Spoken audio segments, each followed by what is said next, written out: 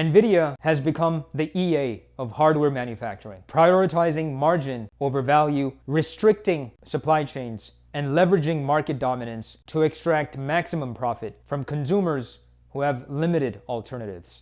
This isn't speculation, it's backed by market data, and we're going to take a look at all of this today.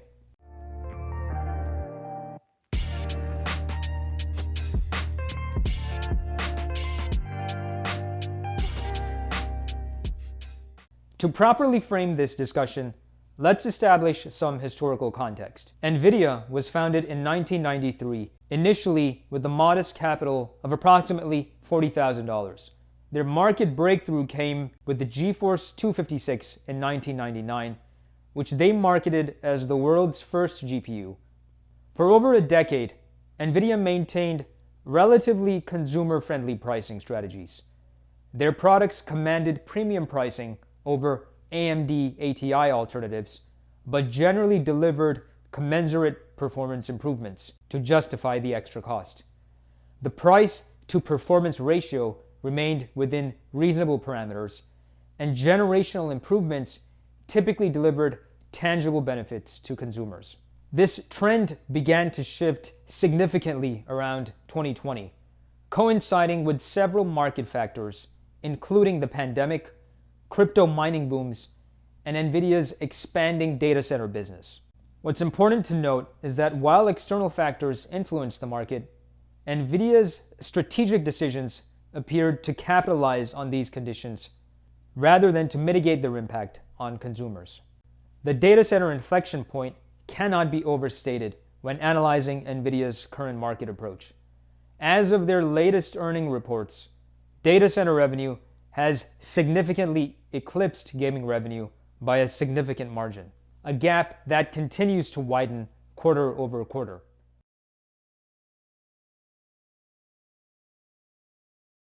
Even accounting for increased component costs, supply chain disruptions, and advanced node manufacturing expenses, these price increases far exceed any reasonable cost-based justification. After normalizing for inflation and estimated BOM increases, calculations show that the 5080 should be priced closer to $879. What's particularly troubling is that this isn't isolated to the 80 tier cards.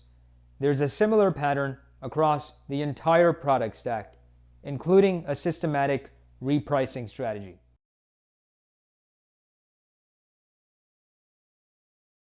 Perhaps more concerning than the pricing strategy is NVIDIA's systematic supply chain management, which creates artificial scarcity that further distorts market pricing.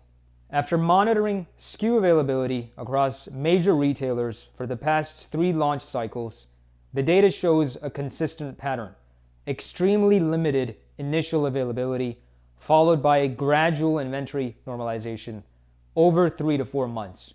This pattern has occurred with such consistency that it cannot be attributed to manufacturing constraints alone. Multiple industry sources confirm that NVIDIA implements strict allocation controls to board partners and distributors, effectively throttling market supply during critical launch windows. This creates several advantages for NVIDIA. 1, it maintains price stability at artificially high MSRP. Second, it pushes consumers toward higher margin cards when lower tier products are unavailable. It creates a perception of high demand that justifies premium pricing. It enables selective inventory routing to maximize margin capture. Most concerning is that this appears to be a deliberate strategy rather than a supply-side limitation. When comparing allocation patterns to actual silicon production capabilities, the numbers don't align with genuine supply constraints.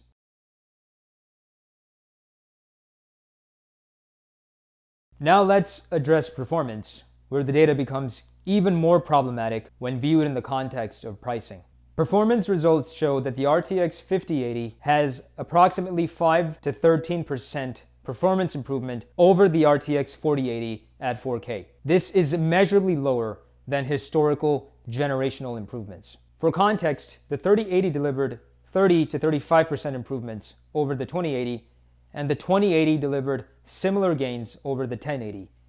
This deceleration in performance scaling warrants scrutiny, especially considering the significantly higher pricing, the die shrink to 4 nanometer, and the 2-year product development cycle, which should provide ample research and development time. When calculating price to performance ratio, the metric that truly matters to consumers, the RTX 5080 represents the worst value proposition in NVIDIA's modern history.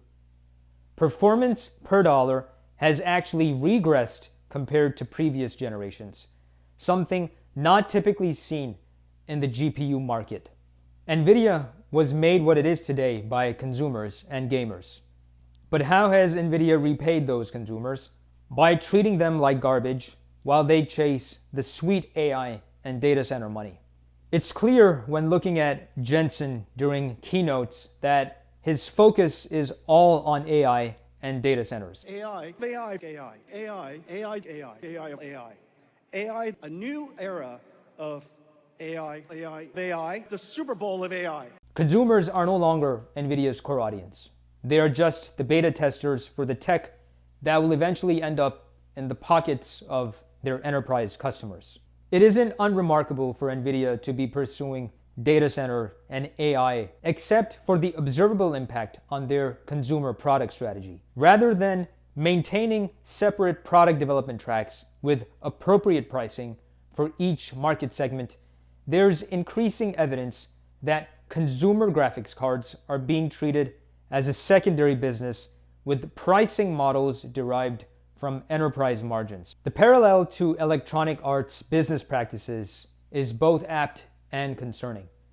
EA established a pattern of acquiring beloved franchises, implementing aggressive monetization strategies, reducing product quality while increasing prices, and leveraging exclusive licenses to prevent competitive pressure. NVIDIA appears to be implementing similar strategies in hardware, aggressively segmenting products to push consumers to higher price tiers, reducing generational value improvements while increasing prices, and leveraging market position to eliminate price competition. So my advice to consumers would be to avoid buying NVIDIA graphics cards at these exorbitant prices until the value significantly improves. What are your thoughts on the current GPU market? Which cards are you hoping to buy at better prices? And how do you see the future of this industry? As always, thank you for watching and share your comments below.